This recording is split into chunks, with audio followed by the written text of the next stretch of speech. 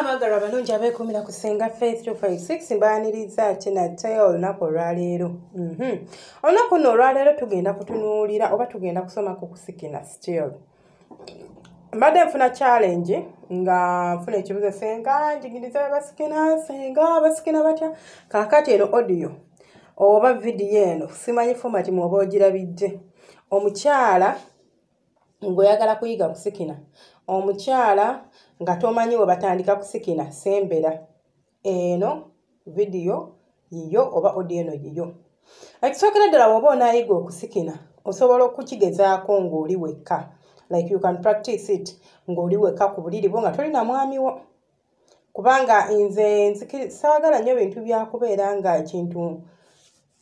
ng'ekintu nkikuwanga bwe kiri, but ngenda kuwa idea oba tips engeri gy'osobola okutandikamu.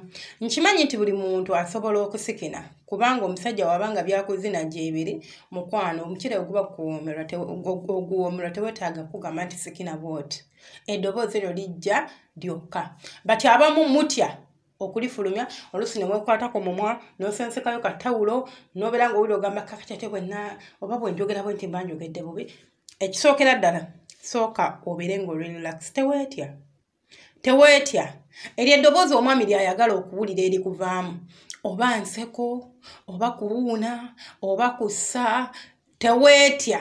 Kite kifulume. Ogenda kulaba nga naawe abikola bikunyumira ate ogenda kulaba nga n'omwami wo akola ki abinyumira. Step esooka ojja tandika ng'ossa mpola.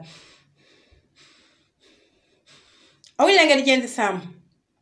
Enzisa eyo emala n'etandika okweyongerayo singa muba muli mu kwezina ng'omusajja atandise. Enzisa eno ejja kutandika nga muli mu kweweeweeta oba nga muli mu kye tuyita romance. Nti omusajja bw'akukwatako bw'ati n'akuyisaamu engalo oba n'akuyisaako engalo n'akutambuza n'akunywegera n'akunuuna ku bbeere n'akkirira n'akuweeweeta ku musino n'akuzannyikiriza okukondi n'akkirira n'ajja wano ku nsingo n'akuyisaako engalo, waliwo amasannyalaze ago g'otandika okufuna mu mubiri naddala ng'omuntu akwagala.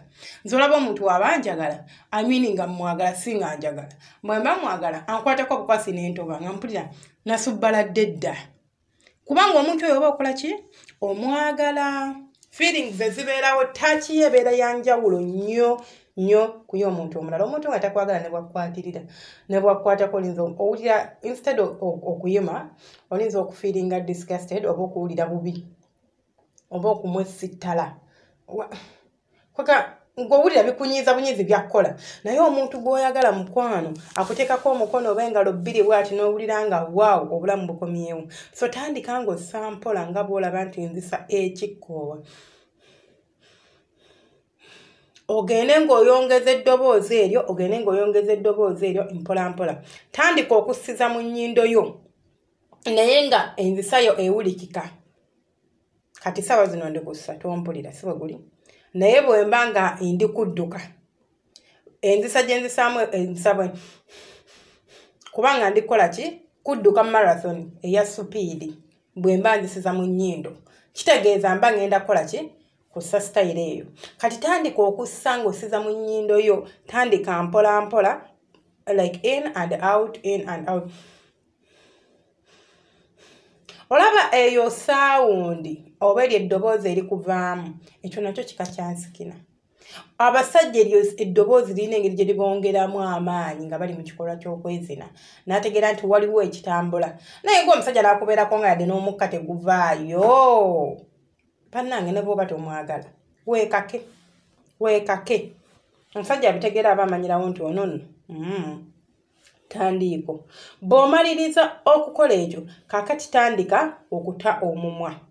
Kubanga egundi yo, like bw'ogenda ng'oyongeza speed gy'ossizaako, ojja koowa. So ojja kwetaaga okukozesa ki? Omumwa gwo. Omumwa gwo ojja kuguta bw'oguta. Ojja tandika okukola eddoboozi nga ly'owulira eryo. Eryo eddoboozi ly'ogenda otandika okukola lye ligenda okuvaamu. Saagala like kukozesa eddoboozi nga ppanvu kubanga bwe nkozesa eddoboozi eppanvu eno video esobola okuggibwayo ba audio. Era mwabangamba Ssenga eno kyano kwaliko ku nsikina eyaddala nga kweringa yaddala nno. Naye baabijjayo.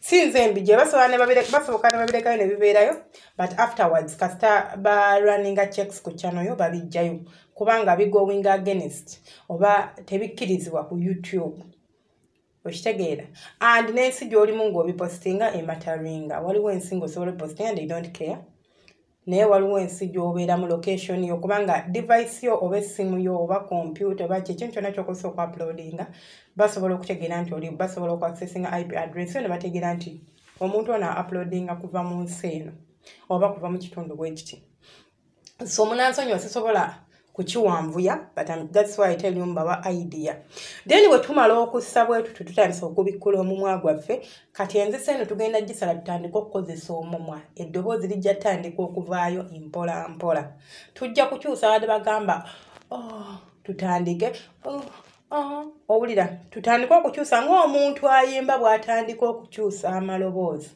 nti oba wagamba nti ali mu alto agenda bwati bwagenda mu stereo agenda bwati bwagenda mu bass agenda bwati oba sikyo alina kugoberera ngoma nti ngoma bwekuba bweti akyusa bwekyuka neekuba bweti akyusa bwekyuka neekuba bakisimba ng'akola ki ng'akyusa so naawe ogenda okutandika okuwulira nti omusajja buli bwagenda mu maaso ng'akuzina n'akukyusa mu busitayiro n'akutuuka waakwagala ogenda kukyusa eddoboozi lino ligenda kutandika okuvaayo mpola mpola then akasembayo tumaze onene ontini byonna tubimaze kakati osobola okukola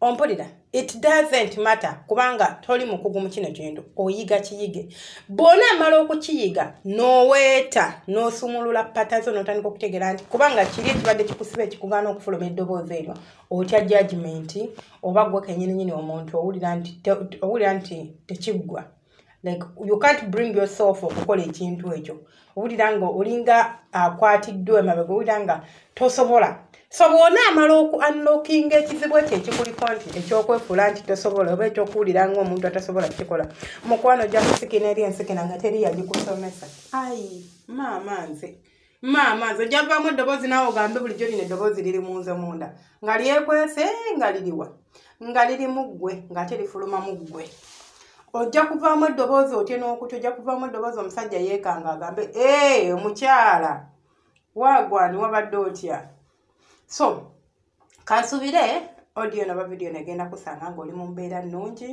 ate kansuubire nti ogenda kugijjamu ekyokuyiga omuntu atana subscribing agenda kusaba subscribing obeere ng'otwegattako obeere ng'ofuuka family ayina kyoyagala twogereko ayina ekibuuzo kyo ayina kyoyagala like covering anything osobola okiteeka mu comment section nja kubeera nkukwasaganya abanoonya ng'onoonya omubeezi mukwano osobola okujja mu inbox yange eri 2+5678402860 ojja ku whatsapp n'onsindikira details zo seetaaga na kifaananyi kyo nongamba noonya omukyala bw'ati oba noonya omwami bw'ati ng'ali abroad oba ng'ali mu nsi gyaffe Uganda mbanjamu okufunira onoonya muntu ali serious wa bufumbo onoonya muntu just wa kupasinga budde naye whatever wabula disclaimer gye nkola nti abantu mwenna ababa beefunye nga mwifutidde wange I don't charge you any money byabwereere ebyange naye results oba ekintu kyonna ekituukawo mu relationship yammwe I'm not to blame saagala ogane senga wafunye omukazi omuyaaye senga wafunye omusajja omuyaaye biba wakati wammwe saagala kunenyezebwa mumpulidde byebyo byange mbeere bulungi omukama abankuumire ate era abanjagalire temujjanga okwo temwerabira kubeera nga musharinga mulayikinga mukomentinga naawe ayagala okwogerako nange private nga olina ekibuuzo kyo naye nga tosobola kiteeka mu lujjudde era nawe onsanga ku namba eyo enamba eyo tekubwako tonkubira ku whatsapp tonkubira ku direct call omuntu ng'ekizibu kyo kyetaaga kwogera nange direct mbuulira tubyogereko ndaba oba nkuwa ennamba gye tuyita calling number bw'oba oyagala kwogera nange ku whatsapp nja kukugamba nti nja kuwa obudde but nga nze nkupimiddeko nze nina schedule yange kwentambuliza ebintu byange so mba nsobola okugamba nti kale Senga nsaba kwogerako nange ku ssimu if it is possible nenda bwe kisoboka not just calling me sigenda kukwata ge mazima ate direct call bw'ogikuba agenda ogikwata aba musajja eddoboozi lya musajja lye ligenda okwogera so tabimanyi nabimanya by'omugamba so nja kusaba omusange ku WhatsApp bw'oba oyagala kunkubira ng'oyagala direct call nsobola okuwa enamba kw'olina okuyita oba ate era nga tumaze kyogerako not just calling me nga ndaba kyetaagisa oba tekyetaagisa just type